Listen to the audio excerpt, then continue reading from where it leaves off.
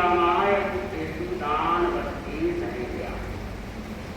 आगमों में भगवान महावीर ने कहा है अक्षर दान भक्तिता खाए दासु समाधि।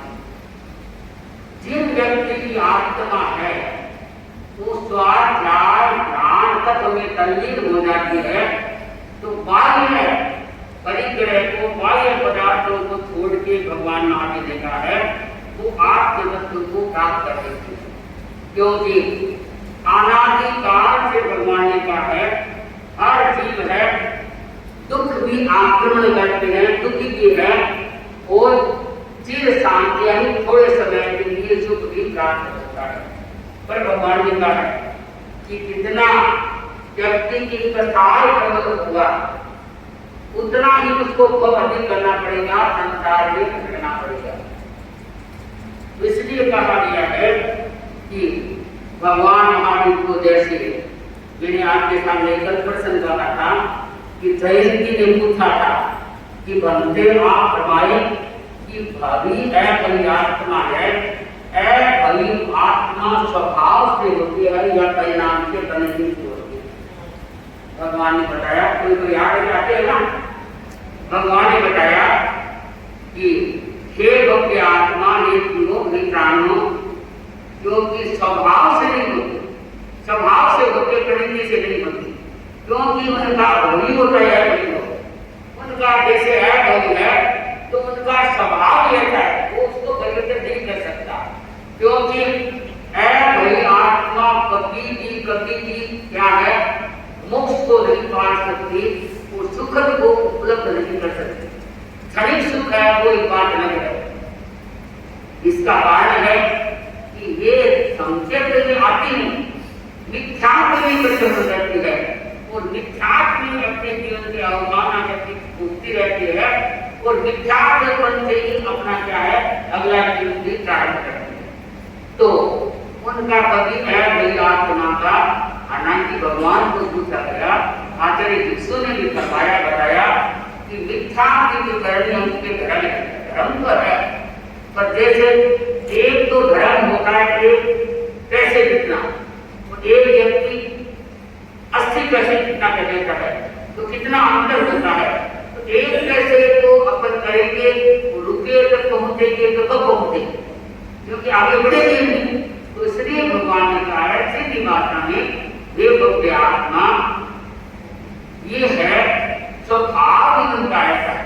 अब क्या है भली आत्मा है तो भली आत्मा है उनका संकेत और विचार पर स्पर्श होता ये बात नहीं है पर वो जितनी सुगढ़ता होगी जितनी पवित्रता होगी जितनी भावधारा शुद्ध होगी उतना ही भगवान ने कहा है कि वो व्यक्ति है मोक्ष के लिए नजदीक लेती जाती है और कर्मों को काट के परिपूर्ण करके उकसान करके विकीर्णा करके त्याग करके छोड़ के नष्ट कर देती है।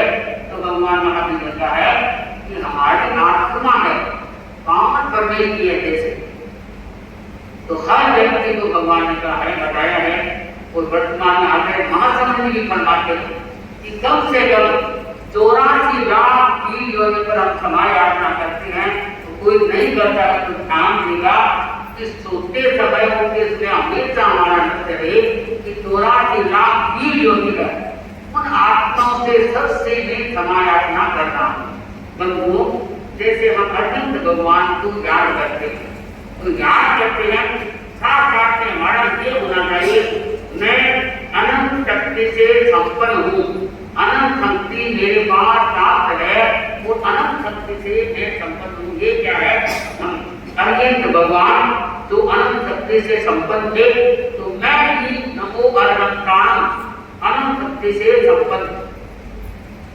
दूसरा आता है मैंने 3 बताया था एक बार पहले। दूसरा आता है नमो सिद्धांत मैं शरीर नहीं परंतु आत्मा शरीर है ये खनिज है आत्मा है तो मैं आत्मा हूँ मेरी आत्मा उज्जवल है मेरी आत्मा उज्जवल है। नमो आये ज्ञानी मैं नेतृत्व के गुणों से संपन्न हूँ मैं जो भगवान ने बताया है उन गुणों से संपन्न हो रहा हूँ, संपन्न हूँ। नमोपध्यायन में ज्ञान एवं विनय के गुणों से संपन्न हूँ। जो विद्वान होते हैं वो स्वयं बने यानी ज्ञान करते हैं, दूसरों को ज्ञान देते हैं। तो हम ये लेंगे मैं ज्ञान एवं विनय के गुणों से संपन्न हूँ। और नमो लोए सुप्रसामु में समर्थ के सुख से संपन्न हूँ, मैं समर्थ के सुख से संपन्न हूँ। ये हमेशा व्यक्ति बात छोटी है भाई बहनों, इससे तपस्या त्याग करके व्यक्ति संयम करता है तो दूसरों को भी काटने का मार्ग बता देता है। बंधुओं, चाहे हो चाहे नौ हो, उनकी श्रद्धा अपनी आत्मिक जाती है। क्यों टिकती है कि जहाँ साधना का रुझान होता है, जहाँ साधना साक्षात होती है, तो कई प्रकार की शक्तियां लक्ष्मियां व्यक्ति प्राप्त कर लेता है। देखो कैसे, मैं आपको उदाहरण देता हूँ। जयामाली के समय में साथ ही श्री विद्वानी महाराज जी जो कि फतेहपुर में विराजमान थे। फतेहपुर चतुर्माध्यपुर के पास है, एक तो फतेहबाद है जो रतिया गुना के पास है, एक फतेहपुर है। तो फतेहपुर में आप विराजमान थे और लगभग 14 साल में आपके साथ आते हैं। अच्छा धर्म का चल रहा था। होता क्या है, कभी कभी किसी प्रकार से स्खलना हो जाती है तो रात्रि काल में छोटी शादी के पर कूदने के लिए तो हमारा नियम है हम उसको कूद के जाए रात्रि काल में। तो कभी खलना हो जाती है तो वहां क्या है, एक व्यक्ति जो सही नहीं था, अग्रवाल परिवार का था, परंतु बाहुनिया था, छोटा था, वो छोटा, उसके पूरे शरीर में कोढ़ की बीमारी थी। तो घर वालों ने उसको घर से निकाल दिया कि कोढ़ ऐसी है, इसकी धर्मी कोढ़ है तो हमारी कोढ़ लग जाएगी। इसको कैसे होता है, अच्छे धनटे व्यक्ति थे, पर ठीक भी कर्मों की बात माने तो क्या उसको घर से घर में नहीं रखते, बाहर कमरा दे रखा था कि यहीं वो घर में अंदर नहीं आना। तो वो रात को क्या करता, इधर उधर चला जाता, पैरों से कम चला जाता तो सिर से लेके चला जाता। तो अपने जहां आसाद की मारने की बना विराजमान थे वहां आ गए। राकेश में बाहर सोया पड़ा है, तो इधर नहीं क्या सोया पड़ा है। 7 दिन की रात को बर्फ में पधारे तो अंधेरा होगा, क्योंकि आगे तो नाचे दिन का प्रकाश होता, पूरा ध्यान नहीं दिया होगा। या तो परखने के लिए पधारे तो आपने क्यों ही हमारा प्रश्न किया बलपुत्र का, तो क्या है उसके ऊपर छिट्टे गिरे, ध्यान नहीं रखा, प्रमाण था तो छिट्टे गिर गए। वो तो पलट के मुड़ गए वापस अंदर जाने के लिए। उस कोटी व्यक्ति ने क्या गाड़ी देना शुरू कर, क्योंकि वो भी कोई गलत नहीं था कि ये मूल मेरे पे जाते हो गए थे, जो मन में आए हुए बोलते हैं। तो अंदर जाके साथ ही घबरा गए थे कि मेरे ध्यान से बड़े महाराज ने कृपा निवास ने बताया कि ध्यान देना चाहिए, अपन साधु है, अगला कोई इसको सहन करे कोई न करे तो क्या है, ये हमारी स्कलना है। तो पास में गणराज राजा का वो है, वो आ गया आगे बोले महाराज। तो साथ ही जी ने फरमाया कि देखो स्कलना हमारे से हुई, ऐसे से पलटने के लिए गए थे तो इसके ऊपर गिर गए, इसकी भी गलती है, पर रात तो ठंडी रात है कि किसी तरह से हमने समाया गलती होना स्टार्ट। वो क्या है, लोगों ने कहा कोई गलती है, इसे जो भी समझाया। उसके बाद क्या कि जहां भी पुत्र के छिट्टे गिरे, वहां जो कोट कर रही थी वहां सारी वहां की एकदम ठीक होगी, तभी जहां छिट्टे गिरे। तो उस रात को उसको पता चला नहीं। सूर्य निकलने के बाद अपने श्रावक भी इकट्ठे हुए, क्योंकि श्रावक और साधु का जोड़ा होता है। वो श्रावक है, गंभीर श्रावक वो होता है, विनम्र श्रावक वो होता है, शब्द का उद्देश्य वो श्रावक होता है, गुरु की दृष्टि की आराधना करने वाला श्रावक होता है।